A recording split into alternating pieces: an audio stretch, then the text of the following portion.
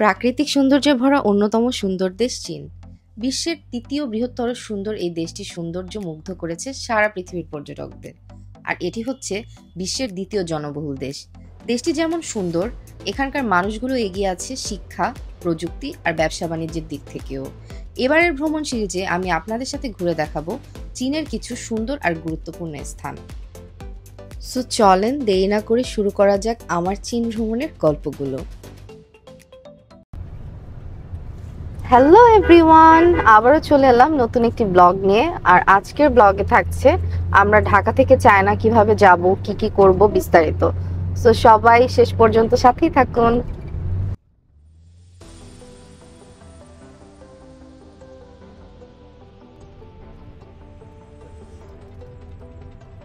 আমাদের আসতে কত সময় লাগলো? Almost 2 hour.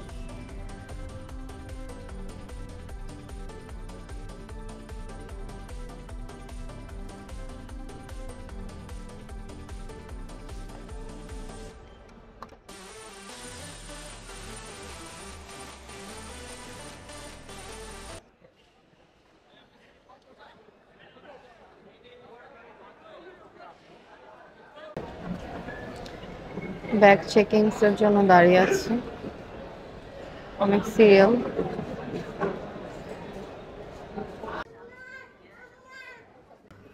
আমাদের কিছু চায়নার টাকা এক্সচেঞ্জ করা দরকার ছিল, ফাইনালি এক্সচেঞ্জ করলাম। এখন যাব লাউঞ্জে,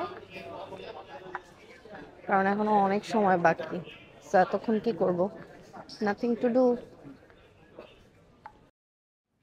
আমাদের এয়ার টিকিট প্রাইস পড়েছিল 35,000, আর আমরা টিকিটটি রিইস্যু করেছিলাম। আমাদের চায়না যাওয়ার প্ল্যান ছিল লাস্ট মান্থ 22, কিন্তু কোনো একটা কারণে সেটা ক্যান্সেল করি। আর সেজন্যই অলমোস্ট সেম প্রাইসে আবার রিইস্যু করতে হয়েছিল। আর এখন টিকিটের প্রাইস একটু বেশি। আপনারা যদি আগে থেকে টিকিট করেন তাহলে 31 থেকে 36-এর মধ্যে পেয়ে যাবেন।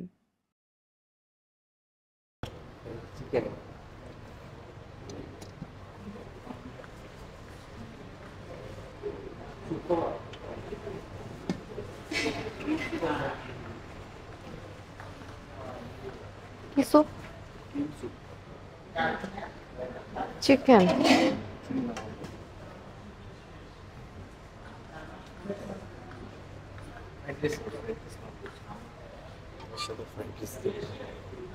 ফ্রাইড রাইস খাবো, ভেজিটেবলস, কারি। আমাদের অলরেডি চেক ইন করা শেষ, ইমিগ্রেশন ক্রস করলাম, আর এখন লাউঞ্জে এসেছি কিছু খাওয়া দাওয়া করব, কারণ এখনো অনেক টাইম বাকি। আর আজকে আমার শরীরটা বেশ একটা ভালো না, যে জন্য আমার ফেস অলরেডি 6 মনে হচ্ছে। জানি না কতক্ষণ ভালো লাগবে। যদিও কিছু খেতে ইচ্ছা করছে না, তারপর ওই কিছুটা ফ্রাইড রাইস আর স্যুপ নিলাম। আশা করি স্যুপটা ভালো হবে, দেখে মনে হচ্ছে যে ভালোই হবে। প্লেনে ওঠার জন্য যাচ্ছি। আমাদের গেট কি আরো দূরে না? এখন আছি 8-এ, তারপরে যাব 10-এ, অনেক দূরে। আমাদের ফ্লাইটটা ছিল গতকাল রাতে, কিন্তু হঠাৎ করে এয়ারলাইন্স থেকে ফ্লাইটটি ক্যান্সেল করে দেওয়া হয়। আর আজকে এসে দেখলাম দুটি ফ্লাইট একসাথে তারা নিয়ে যাবে, হয়তো সেজন্যই ক্যান্সেল করেছিল। আর এইদিকে আমাদের সব কিছু আগে থেকে পেমেন্ট করা, হোটেল অ্যান্ড এভরিথিং, যে জন্য আমি খুবই বেশি বিরক্ত। বাট কি করতে পারি, কিছুই করার নেই। যেহেতু বাংলাদেশে সাফার তো করতেই হবে, নাথিং টু ডু। এত বিশাল লাইন কয়দিনে শেষ হবে আমি জানি না আসলে। অবশেষে দীর্ঘ লাইন পাড়ি দিয়ে তারপর আসলাম, এখন প্লেনে ওঠার জন্য অপেক্ষা করতেছি। আর এই যে হচ্ছে আমাদের প্লেন, যেটাতে আমরা উঠবো। সোফার এখনো পর্যন্ত সবকিছু ভালোই ছিল, জানি না সামনে কি হবে। আশা করি সব ভালোই হবে ইনশাল্লাহ। আর এখন বাজে 9:30, আমাদের 10টায় ফ্লাইট। আমরা প্লেনে উঠবো ফাইনালি।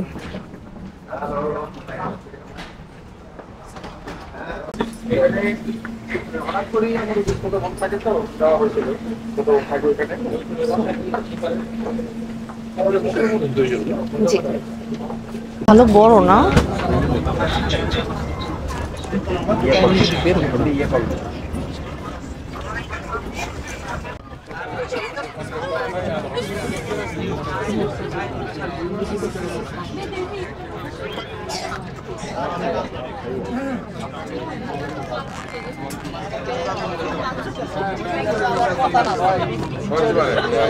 Excuse me.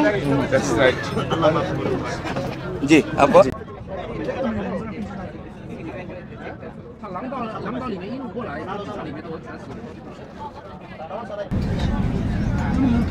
ট্রেনটা অনেক বড় ফার্স্ট টাইম আমি এত বড় ইউএস বাংলার প্লেন দেখলাম 空客的话就是欧洲的空客330啊，那是可以。 বাইরের গ্লাস দিয়ে কিছু দেখা যাচ্ছে না ঘোলা এখন একটু একটু ক্লিয়ার ইয়া ফাইনালি চলে যাচ্ছি আমরা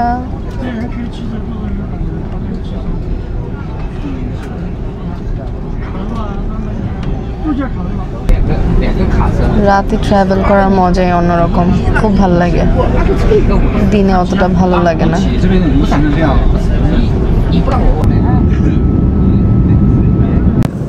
আমাদের কমপ্লিমেন্টারি খাবার চলে এসেছে আমি নিয়েছি বিফ রাইস স্প্রাইট আর এটা আই থিঙ্ক পায়েস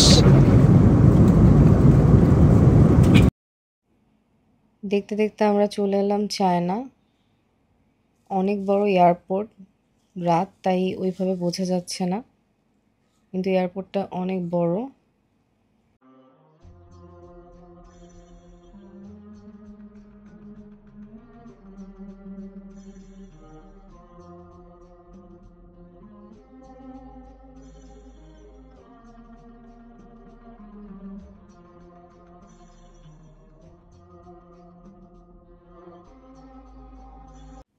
প্লেন থেকে নামার পর আপনারা এই জায়গাটি দেখতে পারবেন এখানে এসে আপনারা আপনাদের পাসপোর্টে স্ক্যান করে একটা টোকেন নেবেন আমি যখন নিয়েছিলাম তখন ভিডিও করতে ভুলে গিয়েছি আর এখন চলে এসেছি ইমিগ্রেশনে আলহামদুলিল্লাহ ইমিগ্রেশন শেষ করলাম আর ইমিগ্রেশনে আমাদের তেমন কোনো কোশ্চেন করেনি শুধু আমাদের রিটার্ন এয়ার টিকিট আর হোটেল বুকিংটি দেখতে চেয়েছিল আর এখন আমরা আমাদের ব্যাগ কালেক্ট করব সেজন্য দাঁড়িয়ে আছি আমাদের ব্যাগ কালেক্ট করা শেষ আর এখন আমরা যাব ট্রেনের উদ্দেশ্যে যেহেতু আমরা চায়নাতে ঘুরতে এসেছি আর এখনও সকাল হতে অনেকটা সময় বাকি তাই ভাবলাম এয়ারপোর্ট থেকে আমরা ট্রেনে করে যাব এতে করে একটু এক্সপেরিমেন্ট করা হবে এখানকার ট্রেনও চায়না এয়ারপোর্ট অনেক বেশি বড় যে জন্য এক জায়গা থেকে আরেক জায়গায় যেতে বেশ সময় হাঁটতে হচ্ছে অনেকক্ষণ ধরে হাঁটছি কিন্তু রাস্তা শেষ হচ্ছে না বাট তারপরও আমার মধ্যে একটা এক্সাইটমেন্ট আছে যে জন্য এখন হাঁটতে খুব বেশি একটা কষ্ট হচ্ছে না বাট নর্মালি আমার হাঁটতে একদমই ভালো লাগে না হয়তো বা এক্সাইটমেন্টের কারণে আজকে বুঝতে পারছি না ভালোই হাঁটা পড়ছে এখানে এসে দেখলাম ট্রেন চালু হতে আরও বেশ কিছু সময় বাকি যে জন্য আমাদের অপেক্ষা করতে হচ্ছে অপেক্ষার পালা শেষ আর এখন আমরা ট্রেনের টোকেন নিয়ে এরপর চলে যাব হোটেলের উদ্দেশ্যে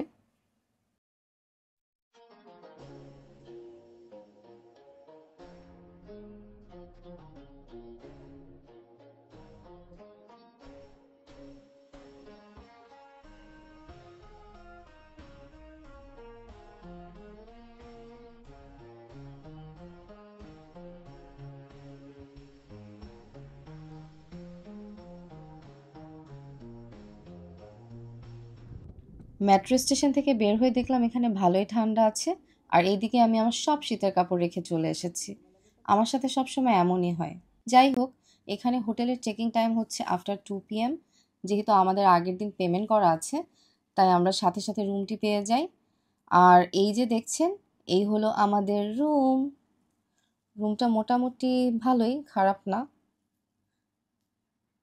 বাইরের ভিউ দেখি তেমন একটা ভালো লাগেনি কিন্তু এমনিতে রুমটা ভালোই একটা ডাবল বেড আছে সোফা আছে টিভি আছে আর এই যে ওয়াশরুম। আজকে অনেক বেশি টায়ার্ড, এখন ঘুমিয়ে যাব। সো আবারও কথা হবে কালকে নেক্সট কোনো একটা ব্লগে। Thank you, good night.